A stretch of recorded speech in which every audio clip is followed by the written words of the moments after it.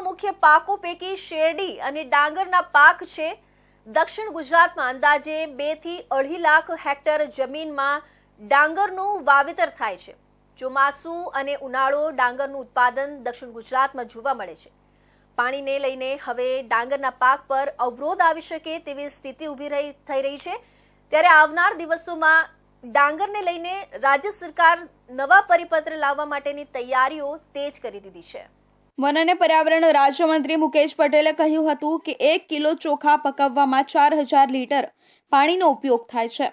આવનારા સમયમાં દક્ષિણ ગુજરાતમાં પાણીની તંગી ન સર્જાય તે માટે ખેડૂતો પોતાની કુલ જમીનના 50%માં જ ડાંગરનું વાવેતર કરી શકે તેની તૈયારી કરવામાં આવી રહી છે। આ મામલે રાજ્ય સરકાર આગામી સમયમાં પરિપત્ર પણ લાવશે। દક્ષિણ ગુજરાતના ખેડૂતો માટે આવનાર દિવસોમાં ડાંગરના પાક ઉપર સરકાર નિયંત્રણ કરવાનું વિચારી રહી છે। ઉનાળા દરમિયાન પાણીની ખૂબ જ અછત રહેતી હોય છે। પાણીનો મહત્તમ ઉપયોગ ઓછો થાય અને ખેતી પણ સારી રીતે થાય એ દિશામાં સરકાર નિર્ણય લઈ શકે તેવી ચર્ચા વિચારણા શરૂ થઈ છે। ખાસ કરીને ડાંગરના પાકમાં ઉનાળાની સિઝનમાં ખૂબ મોટા પ્રમાણમાં પાણીનો ઉપયોગ થતો હોવાને કારણે ડાંગરને બદલે અન્ય પાક લેવા માટે ખેડૂતોને મનાવવાની તૈયારી શરૂ કરી દેવામાં આવી છે।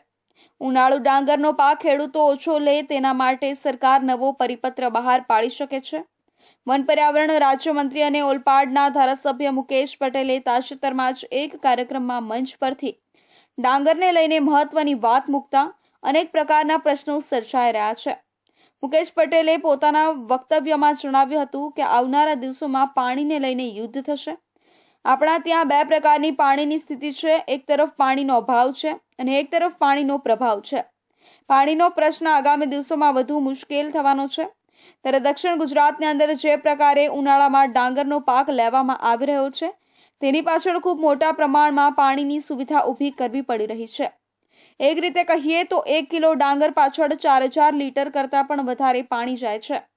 ગઈ વખતે દક્ષિણ ગુજરાતમાં 15 લાખ ગુણ ડાંગરનો પાક લીધો હતો। વિચાર કરો તેની પાછળ કેટલા પાણીનો ઉપયોગ થયો હશે।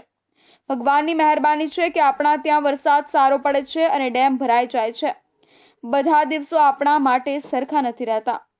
કે આવનારા દિવસ આપણા માટે સારા જાય, પીવાના પાણીની તકલીફ ના પડે, તો એના માટે જેની પાસે આપણી જમીન છે એની 50% જ ડાંગર બનાવી શકે, 50% બીજું પાક બનાવી શકે। આવો અમે પરિપત્ર કરવાના છે, જેથી આવનારા દિવસોમાં આપણે પાણીની બચત પણ થાય। એકચ્યુઅલી આ વસ્તુ કેમ પ્રોબ્લેમ ઊભો થાય છે, આપણા વિસ્તાર છે ટોટલ શેરડી બરાબર થતી નથી, એટલે ડાંગરનો વિસ્તાર છે અને ડાંગરના વિસ્તારમાં કન્ટિન્યુઅસ પાણી જોઈએ।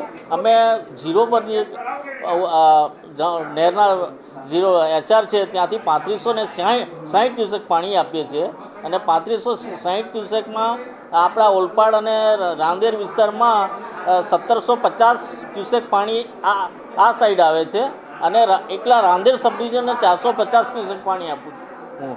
મુકેશ પટેલે વધુમાં જણાવ્યું હતું કે દક્ષિણ ગુજરાતની તમામ શુગર મિલોના પ્રમુખો, મંડળીના પ્રમુખો, મુખ્યમંત્રી પાણી પુરવઠાના અધિકારીઓ સાથે એક બેઠક કરવાના છે। જે ખેડૂતો પાસે જમીન છે તેમાં 50% ઉપર જ ડાંગરની ખેતી કરી શકે એ પ્રકારનો પરિપત્ર કરવાના છે, જેથી કરીને પાણીની બચત થાય। તો હવે સમય